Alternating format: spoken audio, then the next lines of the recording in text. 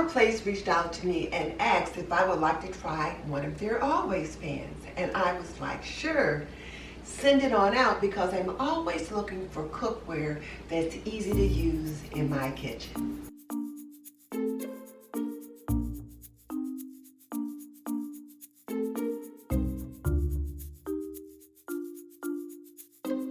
And once it came, I thought I would put it right to work. This video is brought to you by Aprondiva. Pretty and practical, we believe that an apron can be a homemaker's best accessory. Visit us at www.aprondiva.com.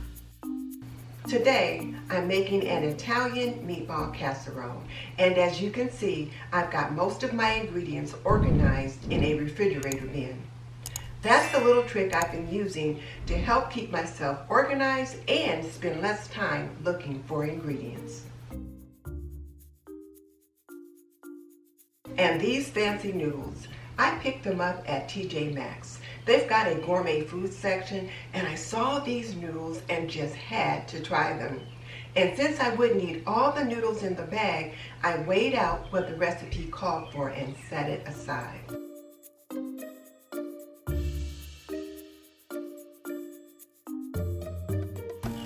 And please note, I make sure to salt the water. This is the only time you can really add salt to your noodles, so salt the water. It should taste like the ocean. And remember, that water will get poured off, so salt the water.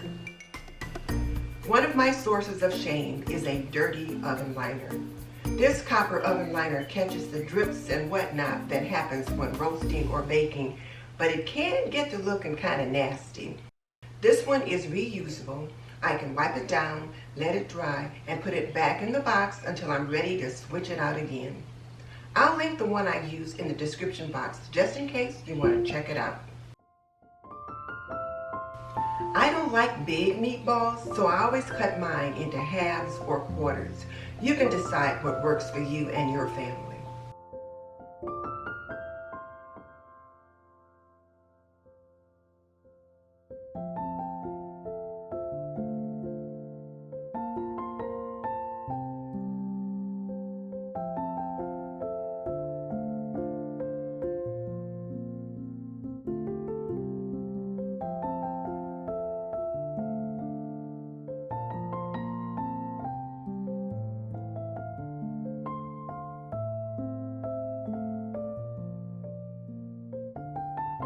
And this is a pantry meal. That means everything that's going into this dish is coming out of this pantry. Either my fridge, my freezer, or my extended pantry.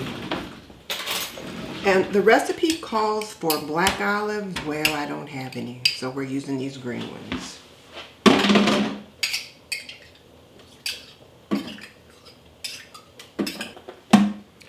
And it'll give it just a little bit of a salty taste, but that's okay. Since this dish doesn't call for any additional salt anyway, it'll be just fine. So I'll slice these up while I keep an eye on my noodles, because I don't want them to stick together. I don't keep black olives on my shelf unless I plan to make something with them, and I used them when I made the turkey tetrazzini, so green olives is what we got. But everything else, the cheese, the tomato sauce, and instead of ricotta cheese, I'm using cottage cheese. That's what I've used all my life for ricotta cheese, and that's what we're using today. So I'm really looking forward to digging into this Italian meatball casserole. And I've got to bake this at 350 degrees in the oven, and I'm going to bake it in my new Always pan.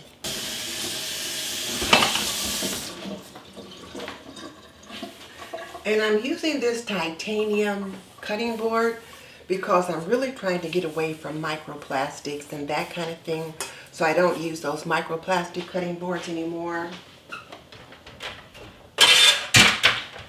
And I will use a wooden cutting board sometimes when I'm cutting veggies, but I only use that titanium cutting board for meat. pour the water away from you into a colander.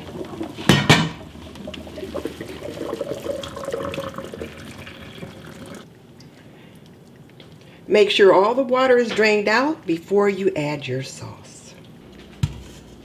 So now to get on with this Italian meatball casserole. I'm going to pour in our marinara sauce. I'm going to give that a good stir. Pour in some tomato sauce.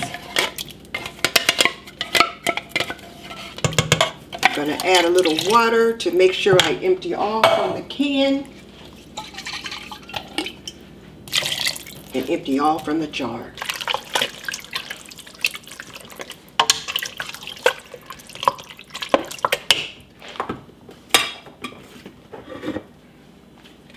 Now we add the meatballs. And I'm stirring as I go because I want to make sure that all the flavors are incorporated well. And notice I've not added any salt. Now we add the mozzarella cheese. Give that a good stir.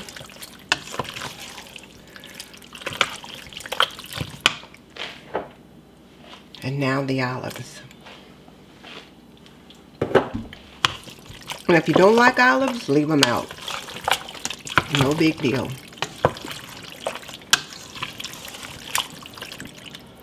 And then once it's all stirred up, we'll turn it into our pan.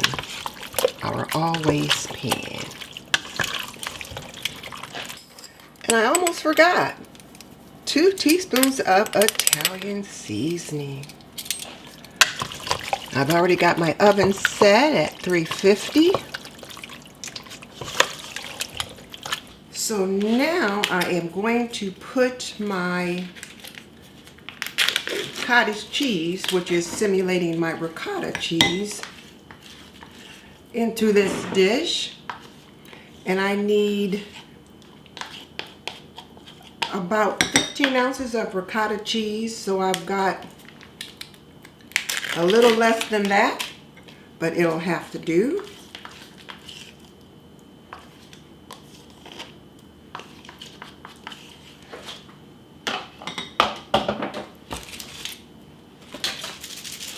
A half a cup of Parmesan.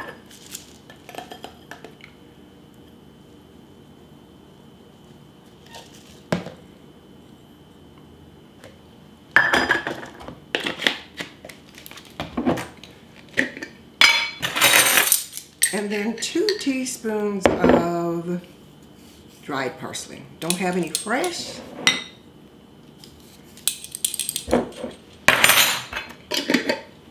Dried is what we got.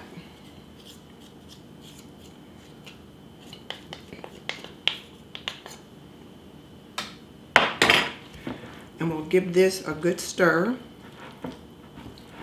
And this is going to be our topping. This is what we're going to put on top of our Italian meatball casserole. Our cheesy Italian meatball casserole.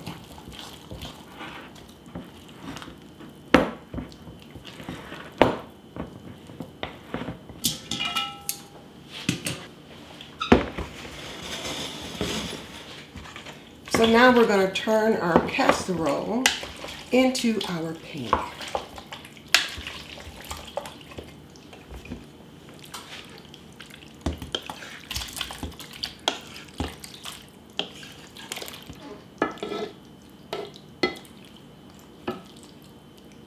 So now I'm going to transfer this to the oven for about 20 minutes. I appreciate that I can lift this pan easily when it's full.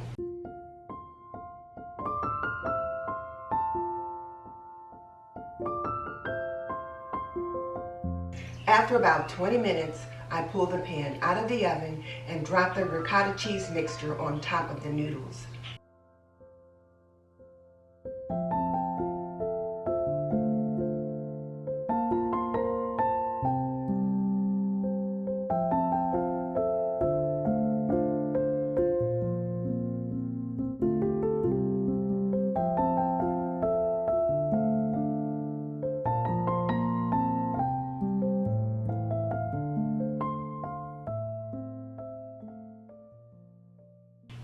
On my way back to the oven, I remembered I forgot to put the mozzarella cheese on top. Then back into the oven for another 25 minutes. One thing I noticed right away was how lightweight this pan is. At this stage of life, I appreciate cookware that's easy to lift when it's full. That may not matter to everyone, but it matters to me. I also put a pan of garlic cheese bread in the oven to serve with the Italian meatball casserole. And of course, I've got green beans on the side.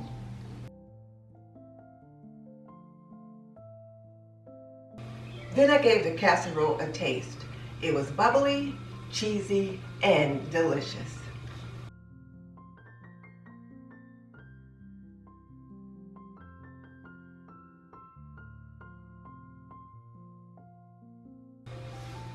Now it's time to plate it up. Like I said, this Italian meatball casserole was absolutely delicious.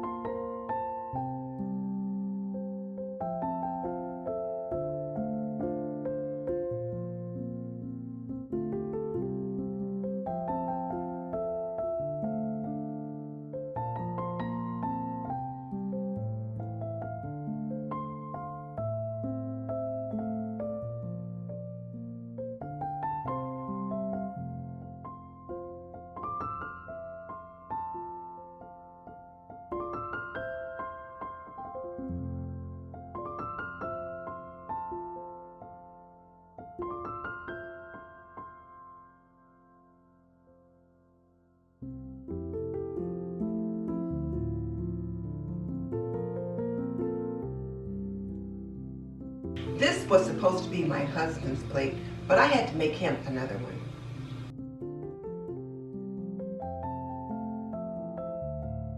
And cleanup was easy, which is always a bonus.